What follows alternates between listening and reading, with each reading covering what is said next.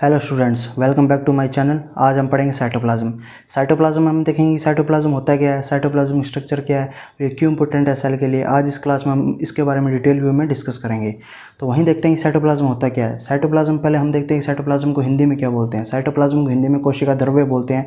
जैसे कि आपसे नाम से स्पष्ट हो रहा है, कोशिका द्रव्य मतलब सेल का फ्लूइड, जो कि सेल का फ्लूइड होता है उसको क्या बोलते हैं हम, साइटोप्लाज्म। यहाँ पे आप डायग्राम में देख रहे हो कि इसमें डायग्राम में आपको एक न्यूक्लियस दिख रहा है जो कि सेल का ब्रेन होता है, दिमाग होता है, और एक की आपको सेल मेम्ब्रेन दिख रही है, ठीक है, कोशिका झिल्ली दिख रही है। इन दोनों के बीच में जो भी चीज़ पाई जा रही है उसको क्या बोल रहे हैं हम, साइटोप्लाज्म बोलते हैं।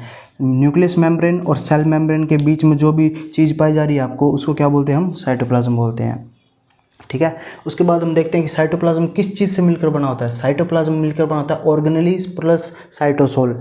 ऑर्गेनेलिज प्लस साइटोसोल से मिलकर बना होता है। ऑर्गेनेलिज का मतलब क्या होता है यहाँ पे, ऑर्गेनेलिज का मतलब होता है कि यहाँ पे जो भी सेल के अंदर जो भी पार्ट्स पाए जाते हैं, जैसे माइटोकॉन्ड्रिया, लाइसोसोम, गोल्जी बॉडीज़, ये न्यूक्लियस वगैरह, इन सारों को क्या बोलते हैं हम, ऑर्गेनेलिज बोलते हैं। ऑर्गेनेलिज सेल के पार्ट्स होते हैं, ठीक है, साइंटिफिक भाषा में उसको ऑर्गेनेलिज बोलते हैं।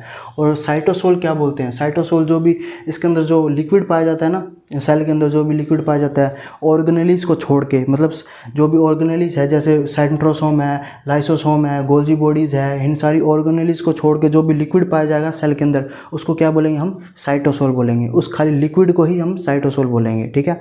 इसका क्या मतलब है कि organelles plus cytosol, organelles plus cytosol को हम क्या बोलते हैं, साइटोप्लाज्म बोलते हैं, ठीक है।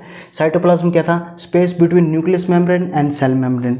ये न्यूक्लियस मेम्ब्रेन है और ये सेल मेम्ब्रेन है, इसके दरमियान जो भी हिस्सा पाया जा रहा है उसको क्या बोलते हैं हम, साइटोप्लाज्म बोलते हैं।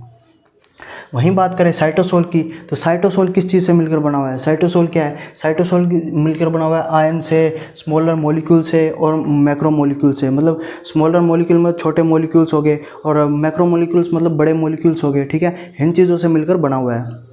इसके अंदर 70% वाटर पाया जाता है। जो कि साइटोसोल होता है उसके अंदर क्या पाया जाता है, 70% वाटर पाया जाता है। हमने देखा होगा कि ह्यूमन बॉडी है उसके अंदर 65% वाटर पाया जाता है, ठीक है। 65% वाटर की बनी हुई है ह्यूमन बॉडी। वो 65% वाटर कौन सा वाटर है कि जो भी हमारी सेल्स के अंदर जो स्टोर हुआ वाटर होता है ना, उस सारे वाटर को मिला के हमारी ह्यूमन बॉडी के अंदर 65% वाटर पाया जाता है। वो वाटर कहाँ पर स्टोर होता है, वो वाटर स्टोर होता है साइटोप्लाज्म के अंदर और वैक्यूल्स के अंदर, ठीक है। उसके बाद बात करें तो आयन, इसके अंदर कौन से आयन्स पाए जाते हैं, आयन्स पाए जाते हैं sodium, potassium, calcium, magnesium, etc, मतलब और भी आयन्स पाए जाते हैं जैसे सोडियम, मैग्नीशियम, पोटेशियम और ये हमारा कैल्शियम। ये जो इंपॉर्टेंट आयन है वो मैंने आपको बताए हैं। और भी इसमें आयन पाए जाते हैं। ये आयन्स क्या करते हैं, ये आयन्स जो भी इनके अंदर ऑर्गेनेलिज होती है उनके अंदर मेटाबॉलिक रिएक्शंस होती है, वो मेटाबॉलिक रिएक्शंस को मेंटेन करने के लिए ये आयन एक दूसरे से स्थानांतरित होते रहते हैं, ठीक है। स्मॉलर मॉलिक्यूल्स मतलब छोटे अणु, वो भी साइटोसोल के अंदर पाए जाते हैं। कौन कौन से होते हैं साइटोसोल के अंदर, ऑक्सीजन, कार्बन डाइऑक्साइड, ग्लूकोज और अमीनो एसिड्स। ये क्या है, स्मॉलर मॉलिक्यूल्स है जो कि साइटोसोल में पाए जाते हैं, ठीक है। उसके बाद करते हैं मैक्रो मॉलिक्यूल्स। मैक्रो मॉलिक्यूल्स मतलब बड़े अणु होते हैं ना जो, वो भी साइटोसोल में पाए जाते हैं। वो कौन कौन से होते हैं, राइबोसोम्स। राइबोसोम्स है, हम इसको मॉलिक्यूल क्यों बोल रहे हैं, इसको ऑर्गेनेली क्यों नहीं बोल रहे। इसको ऑर्गेनेली इसलिए नहीं बोल रहे क्योंकि इसके ऊपर कोई मेम्ब्रेन नहीं पाई जाती। अगर इसके ऊपर कोई मेम्ब्रेन पाई जाती है तो इसको हम ऑर्गेनेली में काउंट करेंगे। अगर इसके ऊपर मेम्ब्रेन नहीं पाई जा रही तो हम इसको मॉलिक्यूल में काउंट करेंगे, ठीक है। इसके अंदर राइबोसोम पाए जा रहे हैं, प्रोटीन पाए जा रहे हैं, एंजाइम्स पाए जा रहे हैं, मोटर प्रोटीन पाई जा रही है।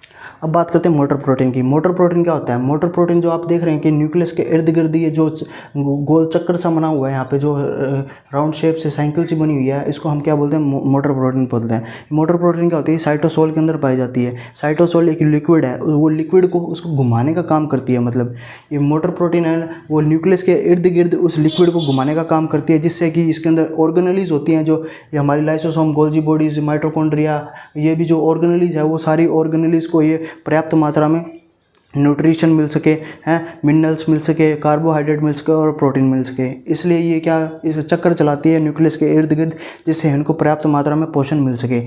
उसको क्या बोलते हैं हम, मोटर प्रोटीन बोलते हैं। वहीं बात करें फिलामेंट्स की, तो फिलामेंट्स भी इस साइटोसोल के अंदर पाए जाते हैं। फिलामेंट्स कहाँ पाए जाते हैं साइटोसोल में, फिलामेंट्स जो सेल मेम्ब्रेन है और सेल मेम्ब्रेन के पास जो आपको ब्लू कलर से लाइनें दिख रही है उनको क्या बोलते हैं हम, फिलामेंट्स बोलते हैं। ये फिलामेंट्स क्या करते हैं, ये फिलामेंट्स सेल को एक स्ट्रक्चर प्रोवाइड करवाने का काम करते हैं। मतलब ये सेल मेम्ब्रेन के पास पाए जाते हैं और सेल को एक स्ट्रक्चर प्रोवाइड कराने का काम करते हैं, एक शेप प्रोवाइड करवाने का काम करते हैं, ठीक है।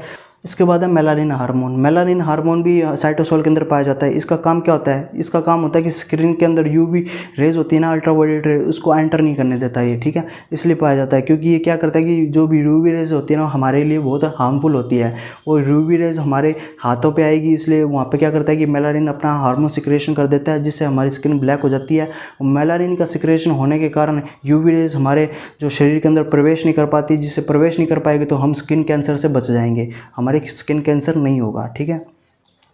उसके बाद है ग्लाइकोजन। ग्लाइकोजन का मतलब क्या होता है? ग्लाइकोजन भी साइटोसोल के अंदर पाया जाता है। ग्लाइकोजन का मतलब होता है कि स्टोरेज ऑफ फूड। जो ह्यूमंस होते हैं ना, जो मानव होते हैं, वो क्या करते हैं, जो भी अपना फूड का स्टोरेज करते हैं ना, वो ग्लाइकोजन के फॉर्म में करते हैं, ठीक है, ग्लाइकोजन के फॉर्म में करते हैं। और प्लांट्स होते हैं वो स्टोरेज किसके फॉर्म में करते हैं? स्टार्च के रूप में अपना फूड का स्टोर करते हैं, ठीक है। उसके बाद हम देखते हैं फंक्शंस ऑफ साइटोप्लाज्म। पहला फंक्शन है साइटोप्लाज्म का, it is a medium of chemical reaction. Cytoplasm क्या है कि ये मीडियम प्रोवाइड करवाता है केमिकल रिएक्शंस के लिए।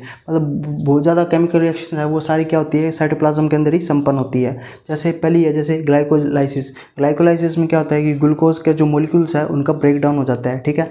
ग्लाइकोजेनेसिस में क्या होता है, ग्लूकोज के मोलिक्यूल्स का कम्बिनेशन हो जाता है, मतलब जुड़ जाते हैं, इसमें ग्लूकोज के अणु टूट जाते हैं, ठीक है। ग्लाइकोलाइसिस के अंदर क्या होता है कि एक ग्लूकोज का अणु है जो कि मॉलिक्यूल है, वो 2 पायरुविक एसिड्स के अंदर टूट जाता है, ठीक है, इसलिए हम ग्लाइकोलाइसिस बोलते हैं। उसके बाद है कि सेल शेप। साइटोप्लाज्म क्या है कि एक सेल शेप प्रोवाइड करवाता है, सेल को एक शेप प्रोवाइड करवाता है जिससे कि सेल का एक आकार बना रहे, ठीक है। उसके बाद प्रोटीन सिंथेसिस। जो भी प्रोटीन का फॉर्मेशन होता है वो साइटोप्लाज्म के अंदर ही होता है, ठीक है। जो भी प्रक्रिया चलती है प्रोटीन फॉर्मेशन की, सिंथेसिस की, वो साइटोप्लाज्म के अंदर ही चलती है। उसके बाद है ट्रांसपोर्टेशन। Transportation of substance. जो भी सब्सटेंस होते हैं, मिनरल्स, विटामिन हो, कार्बोहाइड्रेट हो गए, उनका ट्रांसपोर्टेशन भी साइटोप्लाज्म के अंदर ही होता है। Contains ion and osmotic balance. Osmotic balance को कंटेन करके रखते हैं। इसमें बहुत सारे आयंस पाए जाते हैं, जैसे सोडियम पोटेशियम पंप हो गया, कैल्शियम हो गया, मैग्नीशियम्स हो गए, ये आयंस पाए जाते हैं। ये क्या करते हैं, एक बैलेंस बना के रखते हैं, ठीक है, एक दूसरे में, जिसमें जो भी जहाँ पे कमी होती है वहाँ पे उसकी पूर्ति करने के लिए वो आयंस वहाँ पे चले जाते हैं। इससे एक बैलेंस बना रहता है, इसको हम क्या बोलते हैं, ऑस्मेटिक बैलेंस। उसके बाद बात करते हैं मेटाबॉलिक एक्टिविटीज़। जो साइटोप्लाज्म होता है उसके अंदर विभिन्न प्रकार की उत्पादक क्रियाएँ होती हैं, मेटाबॉलिक रिएक्शंस होती है, वो सारी क्या होती है, साइटोप्लाज्म के अंदर ही होती है। Provide the path for energy production. क्या है, साइटोप्लाज्म में जो भी माइटोकॉन्ड्रिया से एनर्जी प्रोड्यूस होती है, वो energy with the help of cytoplasm उन ऑर्गेनेल्स को प्रोवाइड करवा दी जाती है। It holding the components of the cell protect from the damage. Cytoplasm क्या करता है, जिसमें इसमें बहुत सारी ऑर्गेनेल्स पाई जा रही हैं, जैसे लाइसोसोम पाई जा रही है, गोल्जी बॉडीज पाई जा रही है, माइटोकॉन्ड्रिया पाई जा रही है, साइटोसोम पाए जा रहे हैं। ये सारी ऑर्गेनेल्स है ना, उनको प्रोटेक्ट करके काम करते हैं। प्रोटेक्शन कैसे देता है, जैसे इसके अंदर ये सारी ऑर्गेनेल्स पाई जा रही है। अगर ये ऑर्गेनेल्स साइटोप्लाज्म ना हो तो एक दूसरे से भिड़ जाएंगी, भिड़ने से क्या हो जाए, डैमेज हो जाएंगी, ठीक है। इसलिए क्या है कि साइटोप्लाज्म एक मीडियन है यहाँ पे, जो कि इनके बीच में पाया जा रहा है, जो कि एक दूसरे से क्रैश नहीं होने दे रहा है, एक दूसरे से भिड़ने नहीं दे रहा, जिससे कारण कि ये सुरक्षित है, ऑर्गेनेल्स एक दूसरे से दूरी पे है और ये सुरक्षित है।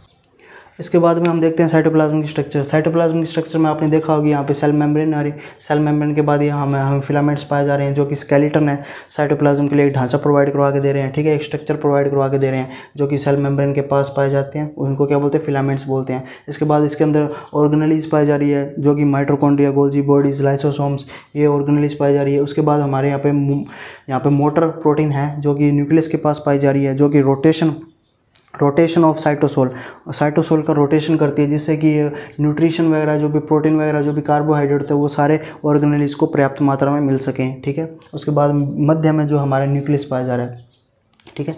ये था हमारा साइटोप्लाज्म। उम्मीद है कि आज की क्लास आपको अच्छी लगी होगी। आज के लिए इतना ही, थैंक यू।